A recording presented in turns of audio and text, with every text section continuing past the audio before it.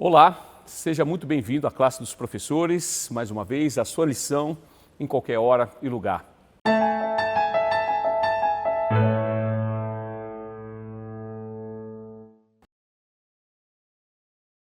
Muito bom, estamos aqui mais uma vez para que a gente possa aprofundar, e a lição de hoje está muito especial, que fala de louvor, então nós vamos aprofundar juntos nessa lição que realmente vai nos levar para um outro nível de pensamento espiritual.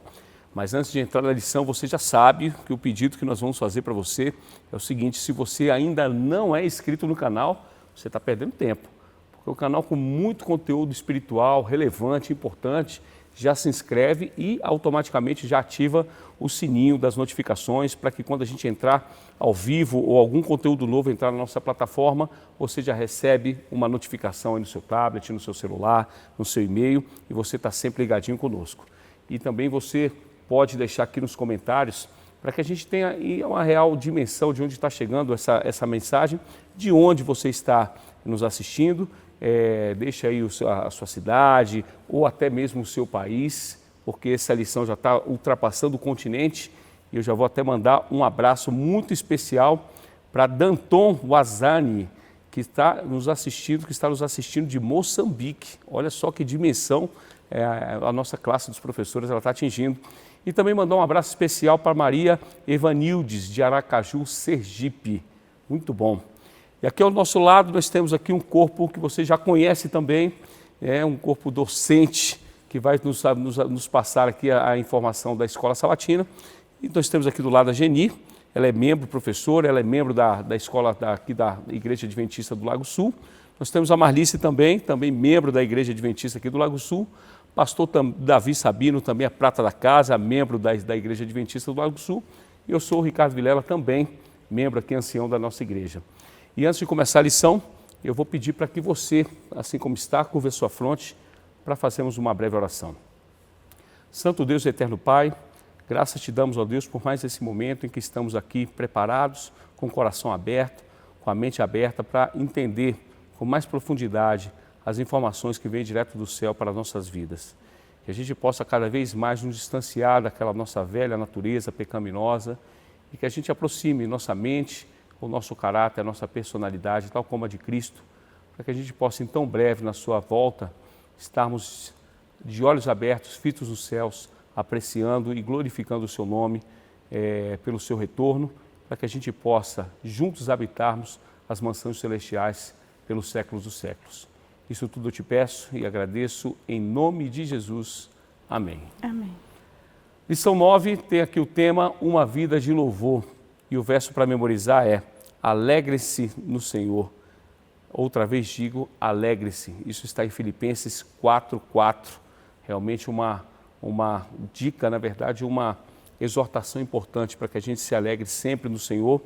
E aqui na introdução, me chamou muita atenção logo o primeiro parágrafo da lição, que diz assim: é fácil bradar de alegria ao Senhor quando estamos satisfeitos. No entanto, quando as coisas estão ruins, quando estamos nas piores situações e quando o crisol esquenta, não é fácil sorrir. Porém, é neste momento que precisamos, talvez mais do que nunca, louvar a Deus, pois o louvor é o meio que nos ajuda a manter a fé. E aqui na introdução também fala que o louvor é a fé em ação. Então, durante essa semana, nós vamos estudar justamente isso. O que é o louvor? Como ele pode ser uma arma espiritual poderosa em circunstâncias difíceis? E como o louvor pode nos transformar e mudar a situação ao nosso redor?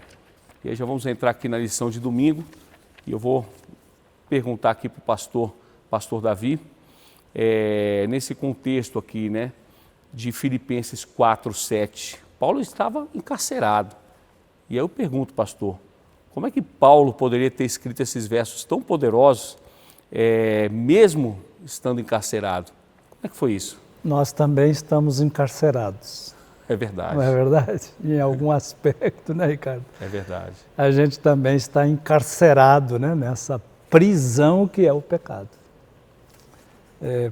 Paulo estava de fato numa prisão, Mas às vezes na nossa vida como cristãos também estamos prisioneiros, de dificuldades, de problemas, de lutas, de muitas situações que impõem à nossa vida um ritmo que nós não gostaríamos. Mas a questão é que essa lição, ela é uma lição assim muito especial para a gente, porque também pouco a gente estuda sobre esse tema do louvor, o impacto dele, né, na nossa experiência cristã. Mas essa lição é muito especial por isso, porque nos ajuda a mergulhar um pouco, a refletir sobre a importância desse assunto. E Paulo já diz, olha, eu vou repetir, é para se alegrar, mas é para se alegrar no Senhor, né? Ele diz. Então, a lição de domingo fala do fundamento desse negócio. Como é que, isso não parece um contrassenso, como é que eu vou me alegrar se a situação não está boa, né? Paulo, como é que eu vou ficar alegre se eu estou prisioneiro? Como é que eu vou sorrir se morreu o meu amigo? Como é que eu vou estar, né, numa situação de alegria se alguma coisa ruim aconteceu comigo? Então, Paulo nos ajuda a entender esse negócio da alegria cristã, né, como um fruto, que na verdade é. A Bíblia diz que o fruto do Espírito é amor, paz, mansidão, alegria, né, temperança, etc. e tal. Então, o fundamento da alegria, talvez esse seja um dos objetivos da lição, fazer a gente refletir sobre isso. O fundamento da alegria não é o que eu estou vivendo. Porque eu estou alegre, ou porque eu estou vivendo uma situação bacana, feliz, então agora eu vou para a igreja, vou cantar, vou louvar. Não, o fundamento da alegria não é esse. Quando coisas estão acontecendo boas todas na vida da gente, né? O fundamento da alegria é o Senhor. A alegria, segundo o autor da lição, é na verdade um ato de fé. Porque a fé, ela não depende das circunstâncias, né? Ela enfrenta as circunstâncias. Nós estamos estudando na lição dessa semana, né? E desse trimestre também, que o povo de Israel enfrentou muitas circunstâncias adversas, mas mesmo assim eles foram vitoriosos, foram vencedores, por causa da atitude de fé. Então, esse assunto da lição de domingo, que já introduz a temática da semana, né, faz a gente entender a importância dessa conexão forte que a gente precisa ter com Deus, para que a gente não seja levado na nossa vida por todo o vento de circunstância, né? E uma hora a gente está alegre demais, outra a gente está deprimido, outra aquilo e tal. Não, a fé é uma coisa que ultrapassa. E a Bíblia diz que se a fé for do tamanhozinho de um grão de mostarda, a gente consegue até remover a montanha do problema, a montanha da dificuldade, etc. e tal. Assim, o ato de alegrar-se no Senhor, que é um fruto que Deus coloca na vida da gente, tem que ver então com esta comunhão que o apóstolo São Paulo tinha com Deus, né? Apesar do problema que ele vivia, ele não largava a mão de Deus. E essa conexão fundamental que ele tinha com Deus banhava o seu coração, os seus sentimentos, né, os seus pensamentos, provocando então uma atitude de louvor no seu coração. Então, eu acho que a lição dessa semana é um excelente chamado a vivermos como Paulo. É verdade. E eu, aprofundando um pouquinho, nesses versos, a gente sabe, né, que a estatística para o futuro, ela é trágica. Eu tenho uma estatística já de 2000, essa do passado, que se concretizou, em que dizia que em 2020 a depressão seria a segunda maior causa incapacitante do mundo. E saiu um resultado agora recente, um estudo recente da Organização Mundial da Saúde, dizendo que em 2030 ela será a primeira. E acompanhado com a depressão vem a ansiedade. E aí me vem esse verso, né, pastor, dizendo aqui: não andeis ansiosos com coisa alguma, em tudo, porém, seja conhecido diante de Deus as vossas petições, pelas orações, pelas súplicas e com ação de graça. E a paz de Deus, que excede todo entendimento, guardará o vosso coração e a vossa mente em Cristo. Ou seja, quando estamos ansiosos, nós precisamos colocar as nossas petições, oração, súplica com ações de graça.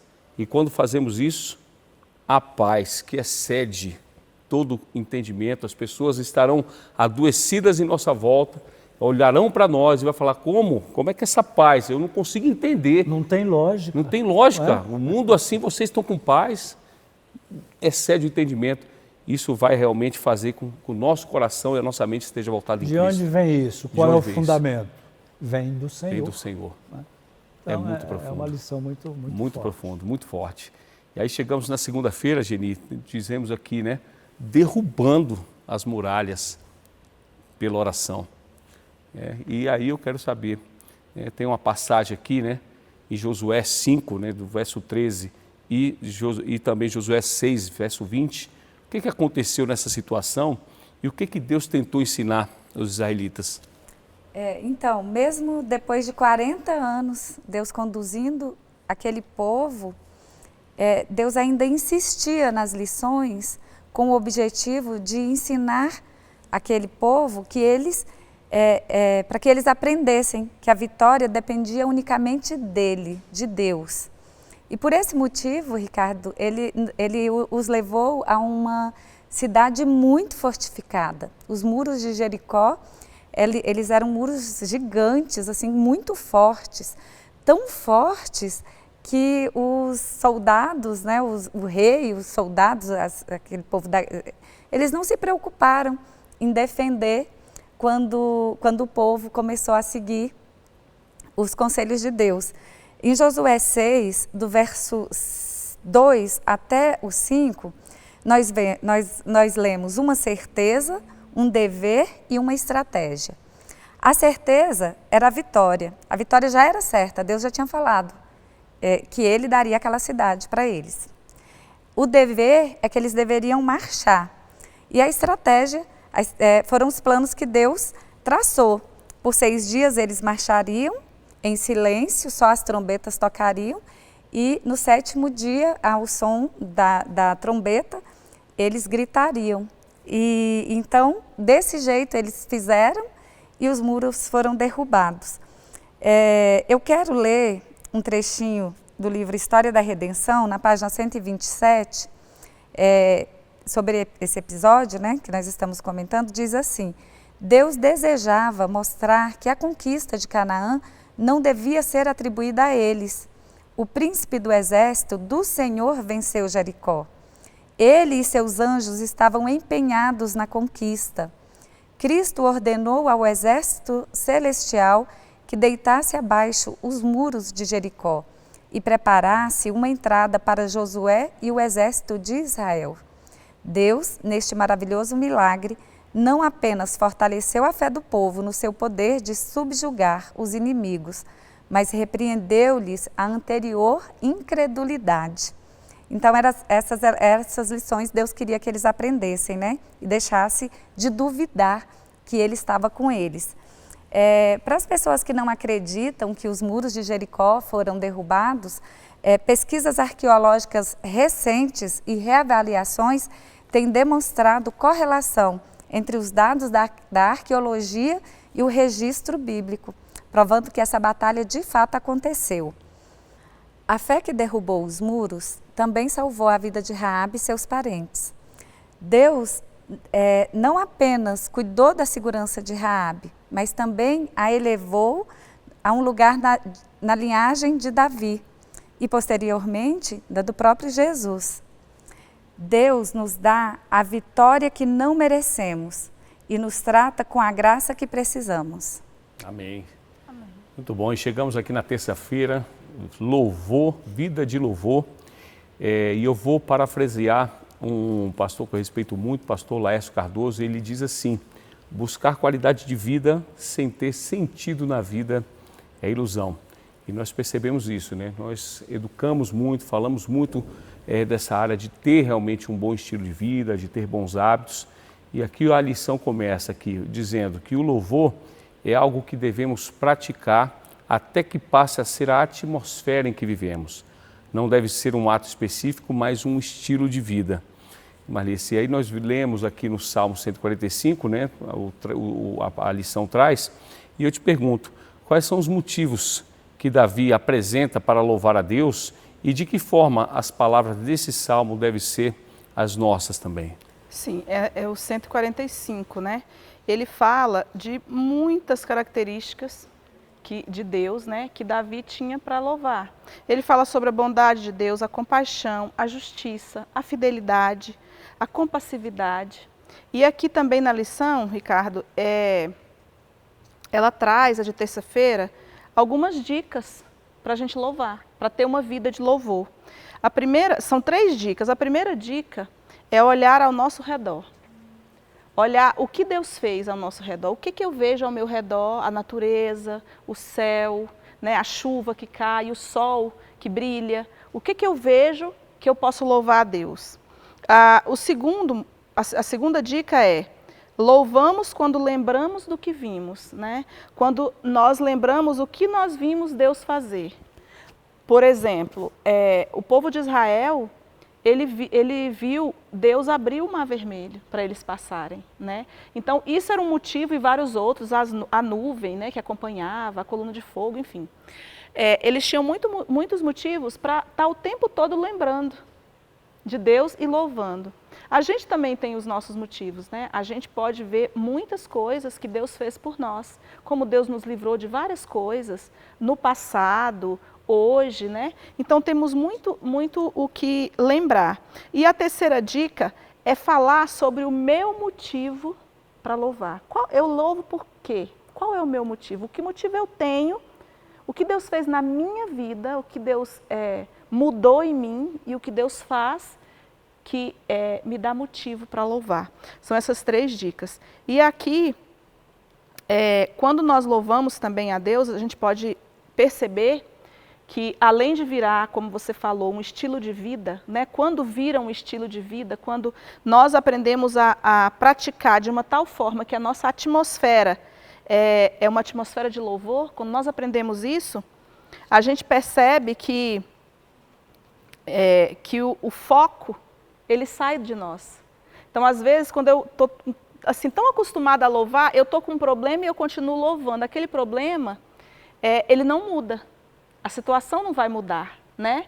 Mas a minha forma de ver a vida, a minha forma de encarar o meu problema, a minha forma, né, de me colocar diante daquele problema, isso muda muito. O meu coração muda diante daquela situação. É verdade. Muito bom. E aí chegamos na quarta-feira, pastor Davi, tem um tema assim, bem sugestivo, né? Testemunho que convence. E aí nós vemos aqui Paulo e Silas que começaram, né, prisioneiros, começaram a orar e louvar enquanto os outros prisioneiros ouviam. E a nossa vida realmente é isso, né, pastor? Nós estamos constantemente em situações em que precisamos testemunhar. E aqui a palavra traz esse relato e eu te pergunto, por que esse evento fez com que o carcereiro que se concentrasse em sua própria necessidade de salvação, que papel, né, que as orações e os louvores de Paulo e Silas empenharam para que esses prisioneiros não fugissem e para a conversão do carcereiro e de toda a sua família? Essa é uma história muito bonita, né? A Bíblia tem histórias muito ricas, né? Muito interessantes, de como o Espírito Santo na vida de uma pessoa pode, de momentos inesperados, fazer surgir coisas tão bonitas, como nesse caso, né? Eles estavam prisioneiros ali e tudo. Eles poderiam, na verdade, nós sabemos disso, porque isso é do ser humano, né? Se entregar à lamentação, né? Ficar reclamando, puxa vida, olha aí, escuro, ainda com pés e mãos amarrados, provavelmente no tronco ali, né? Porque talvez essa fosse a forma de aprisioná-los ali. Mas eles tinham uma coisa muito bacana, que eles tinham descoberto, né? Que é a vida com Cristo, a vida com Deus, a influência do Espírito Santo na vida da pessoa, faz com que mesmo em circunstâncias desagradáveis você consiga descobrir coisas boas, né? E eles parece que tinham isso como um princípio na vida deles. Então nós estamos aqui agora, estamos nós dois juntos aqui, então vamos cantar, porque já existe até aquele ditado, né? Quem canta seus males espanta. Isso parece ser bastante verdadeiro na história destes dois aqui, Paulo e Silas. Então, o louvor provocou uma corrente de fé, né? Invadiu a prisão, aquele louvor contagiante de Paulo e Silas, de tal forma que a fé se fez sentida na vida do carcereiro. Então, criou um ambiente muito bom para que o terremoto que ocorreu, provocado evidentemente pela mão de Deus, né, que quebrou os grilhões, abriu as celas e tal, todo mundo ficou livre ali, aquele terremoto que colocou todo mundo livre, mas ainda dentro da prisão ali, do cárcere, não fugisse. Por quê? Porque eles estavam tão impactados pelo louvor que preferiram se manter ali e o carcereiro ficou impressionado com aquilo e falou, não, eu também preciso viver uma experiência assim, porque o ambiente triste da prisão, né, um ambiente pesado, tanto do carcereiro quanto dos prisioneiros, né, um ambiente muito difícil. Então, eu gosto dessa parte da história de Paulo e Silas, porque através do louvor, Deus fez brotar fé no coração de uma pessoa que talvez por outra circunstância não teria aceitado com tanta alegria, o evangelho que salvou sua vida e a vida da sua família. Aquilo foi uma bênção. Verdade. Realmente uma grande lição. E aí nós chegamos aqui na quinta-feira, temos aqui a arma que vence. A arma que vence, nós temos aqui em 2 Crônicas 20, do verso 1 ao verso 30, uma situação em que Josafá, ele recebe a notícia, né, de que uma grande multidão ia contra ele, e Josafá não saltou imediatamente para uma ação militar, mas decidiu buscar o Senhor. Que lição, né? E aí diz aqui no verso, aqui na lição, em nós não há força para resistirmos a essa grande multidão que vem contra nós. Não sabemos o que fazer, mas os nossos olhos estão postos em Ti. E aí eu pergunto, Geni, se você visse essa grande multidão se aproximando aqui, qual seria a sua reação instintiva, né? E o que nós aprendemos aí com essa história, com a resposta de Josafá em 2 Crônicas 2, 20, né, do verso 3 ao verso 12, que nos dá uma lição, né, muito importante. Uma situação difícil, imaginar uma multidão de opositores vindo contra a gente. Foi essa situação que Josafá enfrentou. É o que está relatado em 2 Crônicas 20, né, de que eram vários inimigos contra ele, formando assim uma grande multidão. Nesse relato, Ricardo, nós vemos o que acontece quando um líder coloca nas mãos de Deus a batalha, o agir de Deus. Nós podemos ver de forma maravilhosa, como Deus de forma maravilhosa agiu nessa situação. Josafá, ele já tinha um histórico de caminhada com Deus. Até mesmo quando ele se envolveu lá com Acabe, que era um rei não temente a Deus, ainda assim Josafá recorreu a Deus e Deus o ouviu, porque ele procurava seguir os caminhos do Senhor. Não só ele, mas ele chamava o povo que ele liderava também a fazer isso. Lendo esse capítulo, eu tirei dele algumas lições que servem para nós também. Nos versos 6, 7 e 8, Josafá relembra dos feitos de Deus no passado. Nós precisamos também trazer à nossa memória as coisas que Deus já fez por nós. Nos versos 10 e 11, Josafá conta para Deus tudo o que os inimigos querem fazer com eles. Muitas vezes nós falamos assim, não preciso nem de falar isso, Deus, Senhor. O Senhor já sabe, mas Deus quer que nós abramos o coração para Ele. E foi isso que Josafá fez diante de toda a congregação, né? Essa oração dele foi diante de toda a congregação. No verso 12, ele reconhece a incapacidade de vencer o inimigo por suas próprias forças. Eles não tinham a menor chance contra aqueles inimigos. E o milagre acontece no verso 22, quando eles começam a louvar a Deus. E nesse mesmo verso está escrito que enquanto eles louvavam, Deus colocou emboscadas e os inimigos começaram a lutar entre si e não sobrou nenhum com vida. olha que maravilha, que bênção. Eles não precisaram de fazer nada, apenas louvar a Deus naquele momento. Estudando esse relato, o que eu tiro de lição para mim é que eu tenho que aprender a louvar a Deus antes mesmo que eu veja a vitória. Porque Deus, ele é grandioso. Não depende do que vai acontecer depois. Deus já é grande, então nós já temos que louvar Ele, mesmo passando por tribulações. Porque Deus tem força, tem poder, e esse Deus em quem nós acreditamos, Ele é especialista em casos impossíveis. Foi Ele que livrou Josafá daquela grande multidão, e é Ele que nos livra ainda hoje. Amém, amém. E aí chegamos na sexta-feira, Marlice. Eu vou pedir para você fazer as considerações finais aí para fechar essa importante lição. Então, quando nós temos um coração treinado, né, para louvar, e aqui nós podemos ver que quando a gente se alegra em meio à tribulação ou à aprovação, à tentação, para acontecer isso com a gente ter alegria nesse momento, só quando a gente realmente confia em Deus. A Jenny falou, né, que a gente confia, quando a gente confia em Deus, a gente consegue superar e consegue louvar, né? A gente tem que louvar antes, você falou, antes mesmo de ver a vitória, né? Antes de saber qual vai ser a vitória. E realmente, isso só é possível quando nós temos a confiança.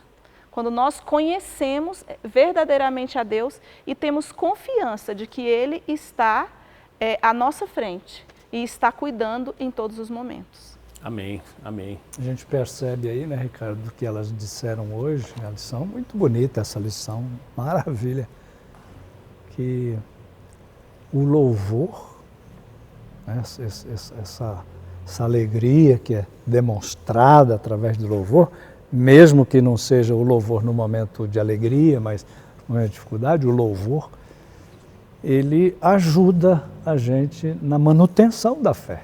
Verdade. Ele fortalece a fé da pessoa. Então, o louvor é algo que precisa estar presente na vida cristã. É verdade. O louvor ao Senhor, a alegria no Senhor. E uma coisa também, né, pastor? A gente precisa mostrar o louvor.